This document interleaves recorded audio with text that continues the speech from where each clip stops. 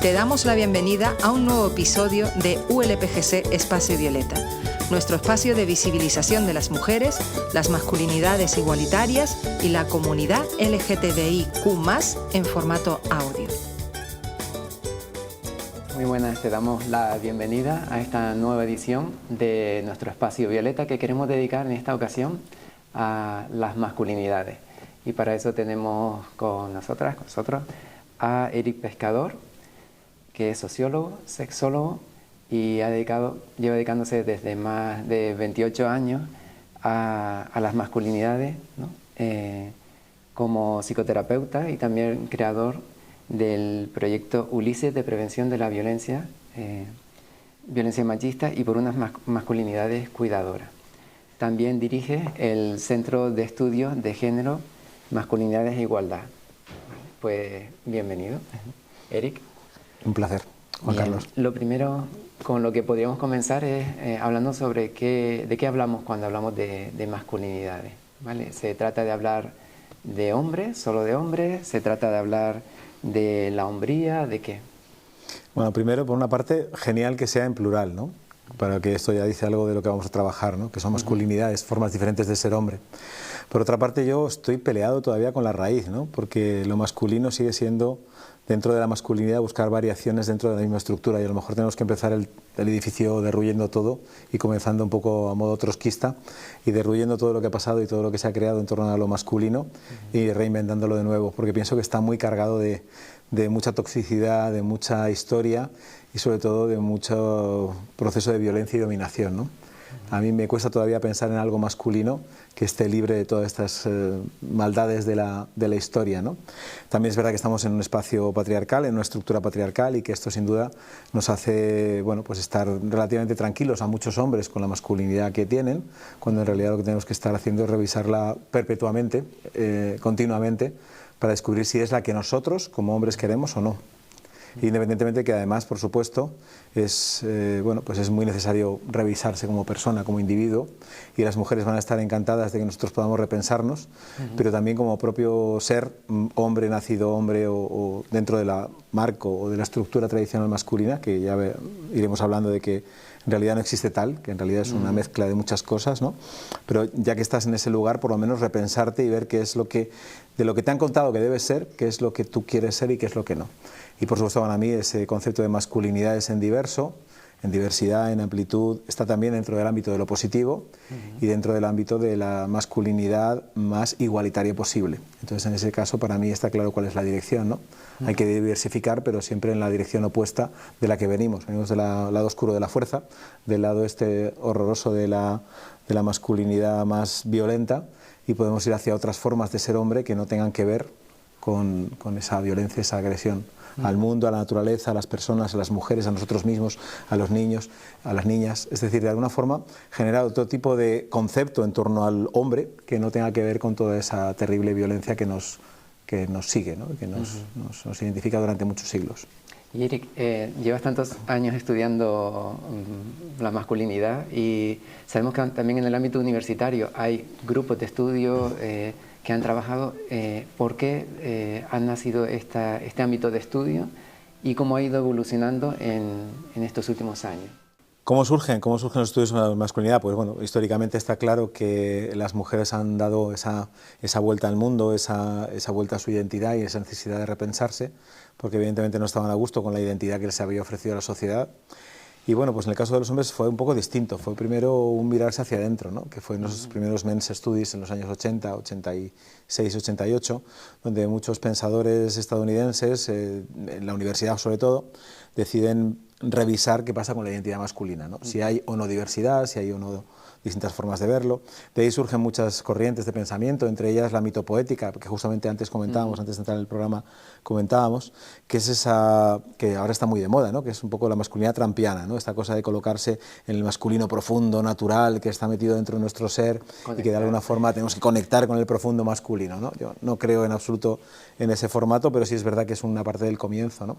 Y es esta cosa también de la coraza masculina frente a las emociones, que fue una segunda ola donde se trabaja mucho la masculinidad y las emociones durante los años finales de los 90, 2000, Y finalmente pues ha habido una diversificación y una amplificación con muchas publicaciones sobre masculinidad, con muchos estudios y con mucha reflexión. No siempre desde la línea que yo creo que es importante, que es esta cosa de empezar a hablar de los hombres desde los hombres. Y no sé si me explico. Intentar analizar la masculinidad desde la propia vivencia como hombre y también considerando un poquito cómo ha sido la estructura de pensamiento y lo que supone a nivel emocional y vital ser hombre. Entonces muchas veces se hace un poco desde fuera y muchas veces también desde la crítica. Yo creo que es necesario también en este momento darle una vuelta más de tuerca a la cuarta ola de la investigación sobre masculinidades y empezar a descubrir realmente qué estructuras positivas, ¿no? Que ese cambio que se produzca de los hombres no sea solamente por una imposición externa, sino también porque es una forma de mejorar la sociedad, la vida, el planeta y todo lo que nos rodea. Muy bien. Hay un dicho de una pregunta es si la mujer nace o se hace, pues también si la trasladamos al hombre, pues cómo se socializa los hombres hoy en día y sobre todo qué cambios se están produciendo en la socialización de los hombres, con esa perspectiva que te dan estos años. Sí, a ver, por una parte hemos conseguido tener avances. Voy a empezar por lo positivo, ¿no? Hemos conseguido que muchos hombres se repiensen, haya mucha más diversidad en lo masculino, haya una transgresión del género, con lo cual muchos hombres ya son transgénero, han conseguido transgredir el género, más allá de solamente un pensamiento político o una acción que nos convierta en otra cosa, sino fundamentalmente romper con mucha de la parte de lo aprendido, como esa masculinidad de la que hablamos, que era una masculinidad sin duda tóxica, ¿no?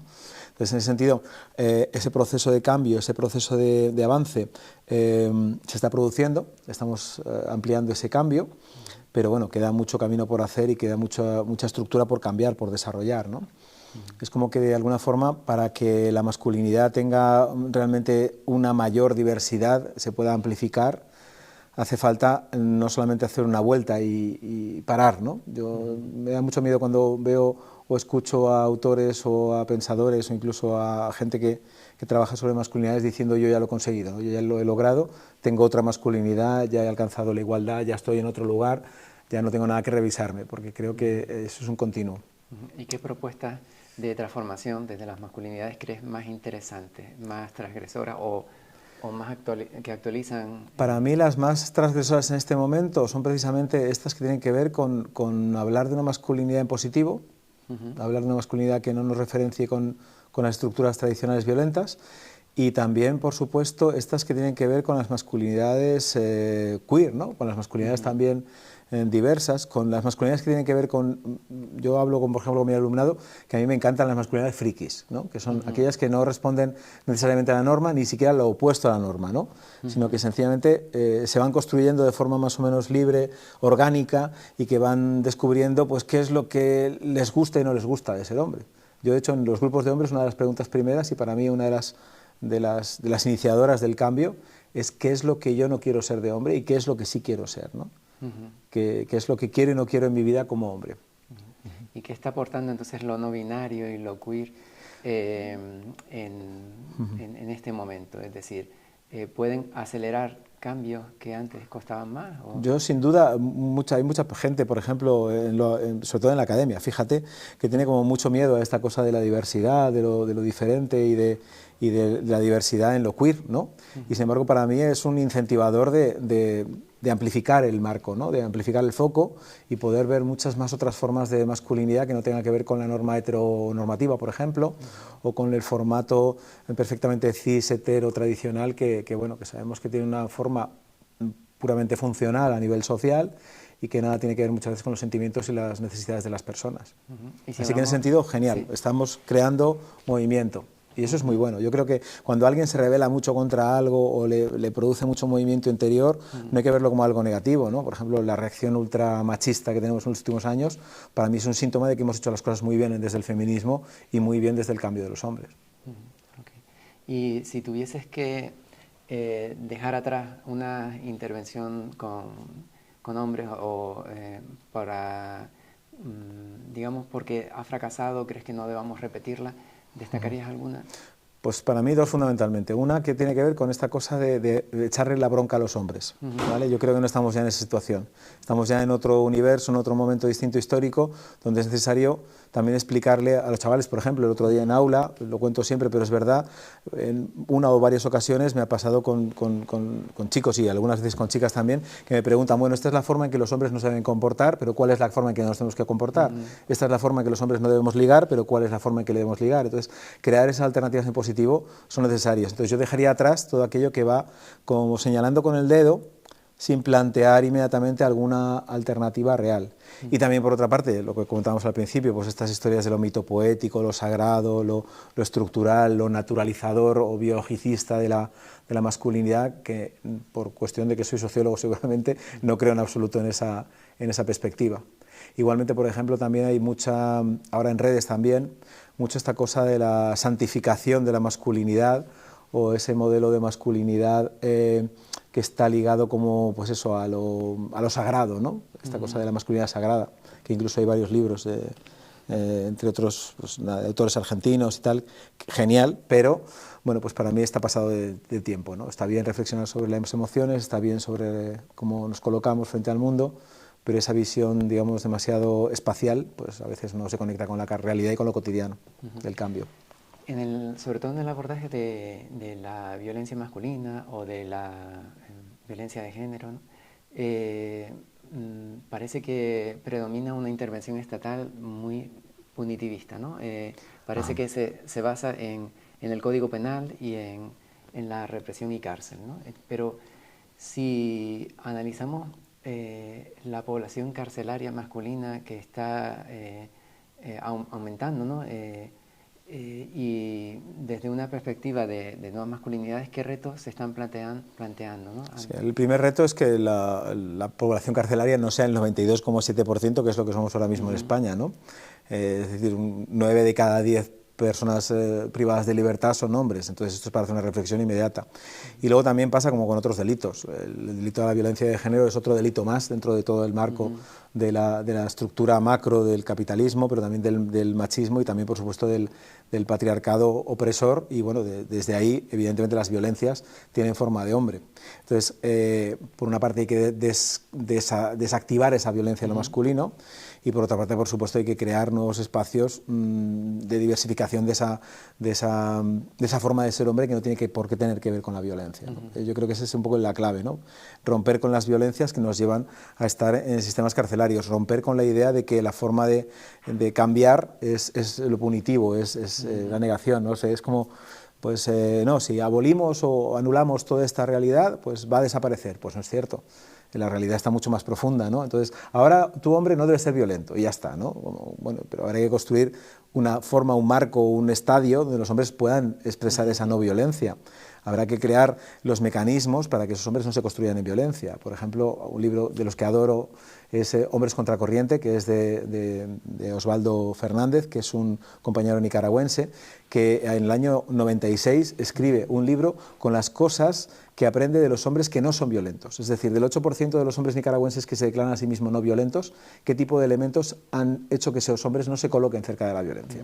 Independientemente de que sea real o no, que están fuera de la violencia, porque es difícil ser hombre y no estar de alguna forma implicado en la violencia, es muy maravilloso poder darte cuenta de qué elementos nos colocan más lejos de la violencia, más cerca de las relaciones de paz, más cerca de las relaciones en cuidado. Y conectando con esto del punitivismo, te quería preguntar por la justicia restaurativa y otras experiencias para romper la dinámica víctima-victimario y, digamos, la perpetuación de esta situación. Yo creo que fundamentalmente los hombres tenemos una deuda histórica con la brecha salarial, con la brecha de cuidados, con la brecha de la violencia, ¿no? Entonces, evidentemente, no vale sencillamente con decir lo siento y ya está, que es parte de esa estructura muy tradicional y conductual, sino que hay que generar un cambio real, y un cambio real significa poder reconocer y poder restaurar esa violencia. Entonces, la justicia restaurativa en ese sentido, genial, en tanto en cuanto intentamos no solamente restaurar a la víctima, sino también al agresor para que no sea otra vez agresor. Yo recuerdo alguna conversación con alguna mujer mundo tradicional del feminismo que adoro y que son mis maestras, pero que en algunas cosas pues disiento. Entonces, por ejemplo, recuerdo una conversación en una mesa donde dos compañeras dijeron: a los hombres ni un duro para el cambio de la violencia. Y es un error estructural. O sea, si nosotros no damos una serie de recursos y de acciones para que los hombres dejen de ser violentos, y ese hombre que es violento deje de serlo, no solamente hay dos fórmulas: o lo encierras en la cárcel para siempre, o ese hombre en cuanto salga a la calle va a volver a generar esa violencia exactamente igual. Así pasa con muchos otros delitos, por supuesto. Bien.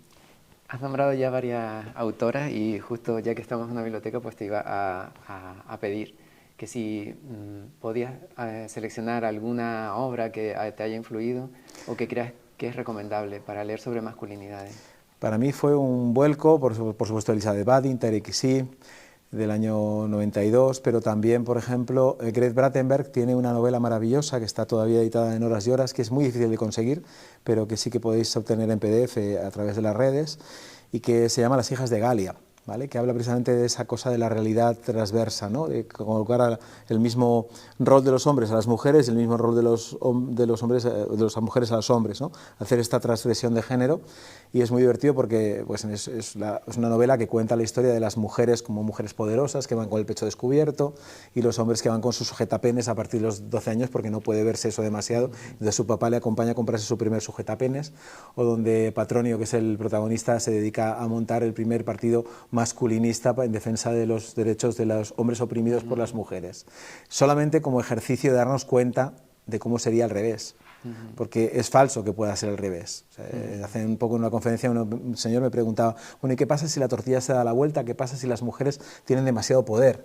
Digo, bueno, pues para esto haría falta 4000 años de matriarcado opresor, y eso desde luego no va a pasar, y desde luego es muy complicado que pase en este momento, así que vamos a intentar buscar la igualdad de verdad en el ahora, ¿no?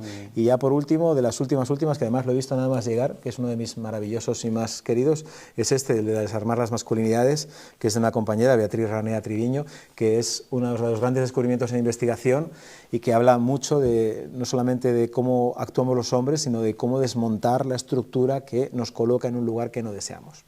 Muy bien. Y finalmente una pregunta que siempre hacemos en el programa es que, ¿qué papel crees que pueden jugar proyectos como el Espacio Violeta que tiene nuestra universidad en distintos ámbitos? Yo creo que es fundamental, creo que es básico que se vea ese lugar diferente, ese lugar marcado, ese lugar violeta donde la gente pueda acudir, y que sea un lugar abierto para hombres y para mujeres, para personas de cualquier índole y condición, y que por supuesto eso nos permita pensar que hay que seguir trabajando en la idea, ¿no? Hay veces que, no, ¿y por qué no creamos un espacio verde para la gente que cuida el planeta? Pues bueno, pues eso está también dentro del feminismo y dentro del movimiento de las mujeres. La mayor parte de los movimientos sociales que tienen que ver con el cambio del planeta están liderados o por lo menos sostenidos por muchas mujeres. Entonces, ¿por qué no darle ese lugar y esa importancia a los espacios violetas para convertir el mundo? Bueno, quien quiera conocer más sobre el trabajo de Eric Pescador y sobre tu centro, ¿no? Pues también puede acudir a masculinidades.com, hombresencambio.com, Men Engage Iberia, otro proyecto. La campaña Actualízate Macho es una obra que puede encontrarse, son pequeños píldoras, ¿no? Una campaña, ¿no? Y el documental Clonar a un hombre. ¿Nos puedes decir, por ejemplo, por dónde empezar una persona que quiera informarse? Pues aparte de todas esas, pues por supuesto empezar por Homonova, que es es una webserie que te podéis conseguir en YouTube, y que habla un poco de esta cosa de, desde lo positivo, desde la propuesta positivo, generar movimientos de cambio, que lo hacen desde Chile. Homonova, por separado, sí, Homonova por separado en YouTube. También, por supuesto, en Hombres en Cambio tenéis muchas de las organizaciones y colectivos que colaboran con nosotros en proyectos de intervención, ayuntamientos que han hecho propuestas nuevas, por ejemplo, con hombres en situación de riesgo de exclusión social. Tenemos también ahí un montón de proyectos que podéis investigar a través de esta página, que conectan con otras páginas, que es masculinidades.com, y que, bueno, pues también, por ejemplo, AIG aquí en Canarias ha hecho un trabajo y un desarrollo muy importante. La Red de Hombres por la Igualdad. Tenéis ahí un amplio campo que os pido que investiguéis, y que, bueno, pues que no os dejéis llevar por el canto de las sirenas y los sirenos de las masculinidades en cambio de mentira, que también los hay. Tenemos ahí un montón de hombres que están diciéndole a los demás hombres cómo deben ser, y yo empiezo a sospechar desde ahí, ¿no? Es importante plantear qué tipo de hombre tú quieres ser, no que alguien llegue y te diga qué tipo de hombre quieres ser. Así que en ese sentido, genial. Pues Eric, muchas gracias por ayudarnos a darnos cuenta de que las cosas están cambiando y nada, esperamos contar contigo en otra ocasión. Un placer. Un placer, un gustazo.